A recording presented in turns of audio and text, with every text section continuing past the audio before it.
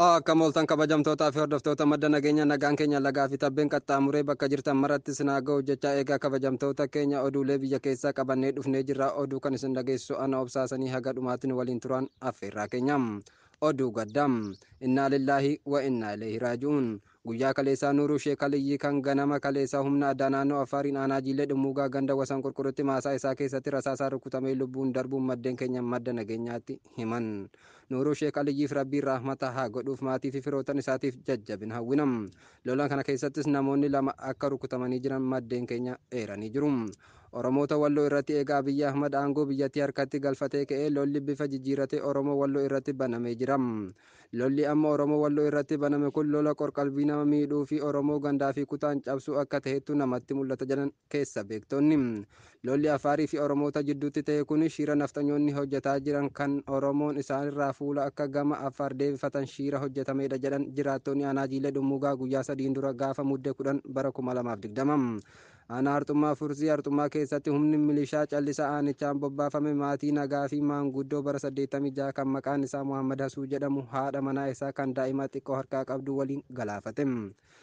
Qaamni walloon Amaara jedhee dhaadatu Oromoo walloo jilbiinfachiisuuf kun halkanii guyyaa lola uummata nagaa irratti bananii jiru. Muhammad Hasuu fi haadha manaa isaa rabbiin jannataan haa qananiisu maatii fi firoota isaaniitiif jajjabina hawwinam. Guyyama Muhammad Hasuu ajjeesan san gara galgala sa'aatii 10 biratti qeerroo Ahmad Garaadoo kan jedhamu dhalata aanaa jiillee dhammuugaa jiraataa ganda mataa horaa kan ta'e gaafa muddee 11 bara 2020 liyyuu haayilii Amaaraatiin dhukaasni itti banamee meeshaa waraanaa guddaan rukutamee yeroof lubbuun hafee gara hospitaala magaalaa Shawaaroobii geeffamee yaalamuuf yaaliin godhamus lubbuu isaa hambisuu waan hin dandeenyeef gaafa guyyaa lammataa halkan keessaa du'aan addunyaa kana irra godaane. Ganda dhaloota isaatti qarbame. Akka maddeen keenya kun jedhanitti qeerroon kun osoo gama kamiseetii gara haxaayyee imalaa jiru meeshaa guutuu waliin waan jiruuf liyyuu haayiliin keellaa haxaayyee irra jirtu dhukaasa itti banuun akka rukutan maddeen keenya kun madda nageenyaatti himan. Lubbuu isaatiif rabbiin jannataan haa qananiisu maatii fi firootan isaatii akkasumas Oromoo maraaf jajjabina hawwinam. Ilmaan Oromoo walloo guyyuma walitti aanu lubbuu uummata afurii mootummaa gabroonfataa kanaan dhabdee jirti. Poolisiin Mijar Jeneraal Saadiqiin dabalatee qondaaltota waraanaa 40 ol irratti ajaja hidhaa baase. Koomishiniin Poolisii Federaalaa Itoophiyaa biyya ganuu fi naannoo Tigraay keessatti miseensonni poolisii fi raayyaa ittisaa akka ugguraman taasisaniiran jechuun shakkee qondaaltota waraanaa duraanii olaanoo 40 irratti ajaja hidhaa baasuu beeksise. Ajajni hidhaa kunis qondaaltota waraanaa duraanii humna qilleensaa Itoophiyaa hanga'oota raayyaa ittisaa fi poolisii 40 ol ta'an irratti ajaja hidhaa baase. Dhimmi itti shakkamanis biyya ganuu fi yakka waraanaa irratti raawwatameen barbaadamuuf jedheera ibsichi. Qondaaltota olaanoo ajajni irratti bahe keessaa Shumii Itaamaajoor waliigalaa humnoota waraanaa Itoophiyaa duraanii kan turan Mijar Jeneraal Saadiqii Gabrasannaa keessatti akka argaman koomishiniin poolisii federaalaa beeksise.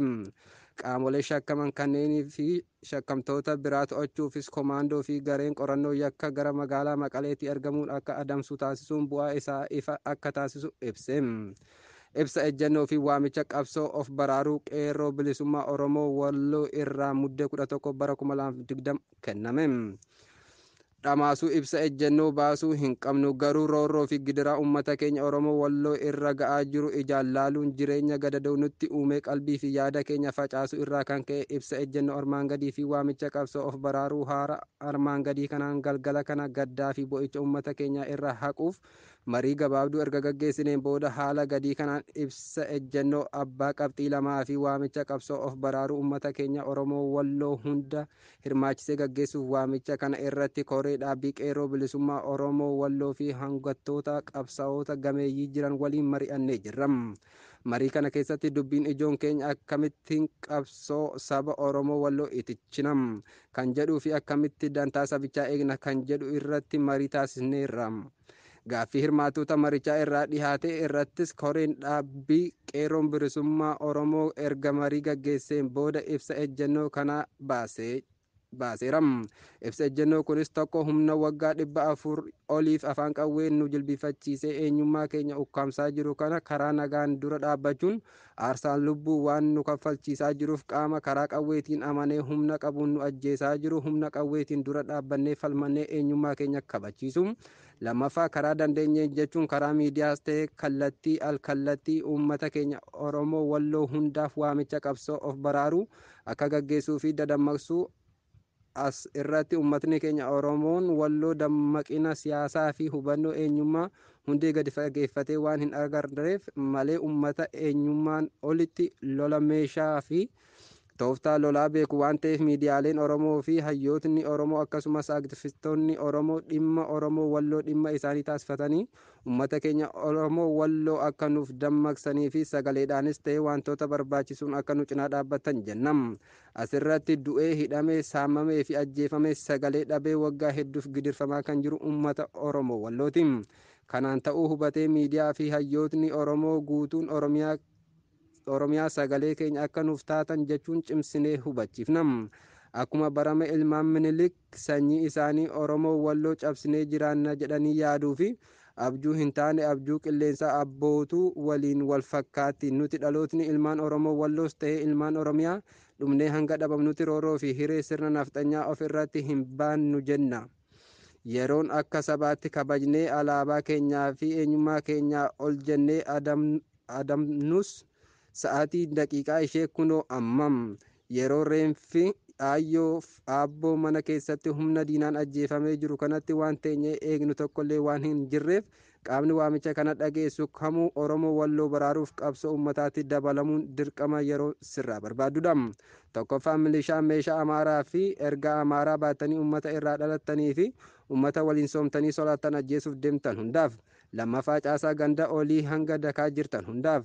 Sadaffaa poolisii qaamaanis ta'ee gosaan Oromoo walloo irraa dhalattanii itti waamamni keessan Oromoo ta'e hundaaf. Afuraffaa hojjettoota mootummaa olii hanga dakaa uummata keessa jirtan hundaaf.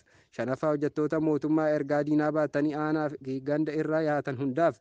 Yeroon isin qabdan kunoo yeroo Oromoo walloo Oromoo ta'ee jiraachuu dadhabee dhirsaa fi niitii wal cinaatti wareegamuu teessanii ilaaltuu odoo hin taane yeroo itti dammaqxanii ummaticha baraartan waan ta'eef of qopheessitanii saba keessan dammaqsaa.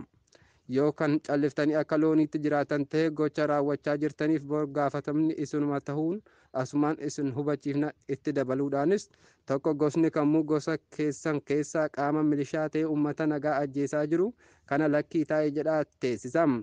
Boru gaafatamni yeroo dhufu gosa koo yookaan namayyoo koo jechuun hin jirtu. Asirratti cimsinee kan hubachiifnu qaamni barreeffama tana dubbistu kamuu gosa kee isa meeshaa fi erga Amaaraa baatee magaalaaf baadiyyaa keessatti uummata nagaa ajjeesaa jiru tana mana keessatti gorfadhu. Walumaa galatti qeerroo qarree fi uummatni Oromoo walloo aanaalee godina keenya jalatti argamtan qabsoo ijibbaata gaggeessinee of haa baraaruun dhaamsa keenya. Injifannoon uummata Oromoof. Qeerroo bilisummaa Oromoo walloo irraa. Oduun kanumaa qophiilee hafanii waliin turtii gaarii. Akkam jirtu hordoftoota madda nageenyaa, nagaan keenya tabbaa laga qaxxaamuree iddoo jirtanitti sinaa qaqqabu. Qophii gola seenaa marsaa lammaffaa qabannee walitti deebineerra. Torbee darbe waa'ee akkoo manooyyee guddittii isiniif dhiyeessinee turre. Har'as kaaba Itoophiyaa irraa osoo hin bahin yaadaan gara warra yejjuu isin imalsiisna. Hanga xumuraatti nu faana bu'aa. Kasiniif dhiyeessu Sayyidawweeti. Sirna bulchiinsa federaalawaa yejjuu. Barreessitoonni seenaa Itoophiyaa hedduun sirni bulchiinsa federaalawaa Oromoo yejjuu kun akka Itoophiyaa diigee fi tamsaaseetti fudhatu. Warreen kanaaf sirni kun boodatti hafaa fi guddina Itoophiyaa ennasii daraan kan boodatti hambiseedha jedhu. Kunis kan ta'e wanti barreeffamus wanti akka qaroominaatti fudhatamu sirnaa fi adeemsa warra Israa'elii fi Habashootaa giddugaleessa yoo godhate malee sirrii akka hin taane ibsuun waan yaalamuuf. Yaalii kanas dhugoomsuu waan barbaadaniif yaaduma tokko keessatti seenaa warra kutuu barreessu. Fakkeenyaaf cimina warra yejjuu kaasanii duudhaalee Oromoo irraa fudhatanii kan warra seem taasisuu yaalu. Ennaa kaan Itoophiyaa gargar diigee fi facaase yejjoota jechuu barbaadan ammoo yejjoota Oromoo taasisu. Gochaan akkasii walitti dhufeenya seenaa Oromoo fi Habashaa keessatti waanuma baratamedha. Yaaliin godhamu Oromoo abbaa biyyummaa dhabamsiisuu qaroomina isaanii irraa fudhatanii kan ofii godhatanii Oromoo callisee uummata hoomaayyaa fakkeessanii kaa'uu yaalu. Haa ta'uuti yaaliin isaanii kun yeroo keessaa isaanumaan boodatti hafaa fi kaan qaroominaa fi cimina sirriitti ilaaluu hin dandeenye taasisaa dhufe. Bakkeewwan sirni bulchiinsa warra yejjuu qoqqoodanii jedhan kun durumaayyuu Gondor, Tigraay, Sameen, Bigamadir, Gojjaam, Daambiyaa, Laastaa fi Shawaa Kaabaa jedhamanii akka turan seenaan ni mirkaneessa. Warri yejjuu garuu bakka qoqqoodame kana Shawaa Kaabaarraa kan hafe sirna federaalaadhaan walitti fidanii aantummaa isaanii mootummaa giddugaleessaaf akka mul'isan godhaa akka turan wal nama hin falmisiisu. Shawaa kaabaa immoo baruma mootummaa warra Gondor bulchiinsa isaanii jala hin jirree fi mootummaan mataa isheen bulaa akka turte kitaabonni seenaa bareechanii lafa kaa'u. Kana malees bara mootummaa Yajjuu bakka jedhamanii ala ciccitanii bakka garaagaraatti bakka hafe hin jiru. Kanaafuu Yajjoonni bulchiinsa kaaba Itoophiyaa kana kan bara mootummaa Gondor turan akka jirutti cimsanii eeguun fonqolcha Teewodiroos raawwateen dabarsanii Teewodiroositti kennaniiru. Kanaafis Teewodiroos Itoophiyaa tokkummeessa jedhamee faarfamuuf kanneen bulchiinsa Yajjuu ala jiran kamiin akka tokkummeessa wanti seenaan deeggaramee ibsamu hin jiru. Haa ta'uutii nama sirriitti hubatee waa ilaaluu danda'u sirni bulchiinsa Oromoo Yajjuutti fayyadamaa turan kun sirna bulchiinsaarra addunyaan boo'achuuf ta'uun isaa ifaadha. Oromoonni Yajjuu sirna walqixxummaa sirna gadaa keessa jirutti makuun namni hunduu itti gaafatamummaa waliin qabu qixaayyoo ba'e ofii isaatiin of bulchuu akka danda'u dursanii waan hubataniif mirga ofiin of bulchuu diriirsan. Kunis kan ta'e mirga walqixxummaa uummata naannoo mirkaneessuutti waan amananiif ture.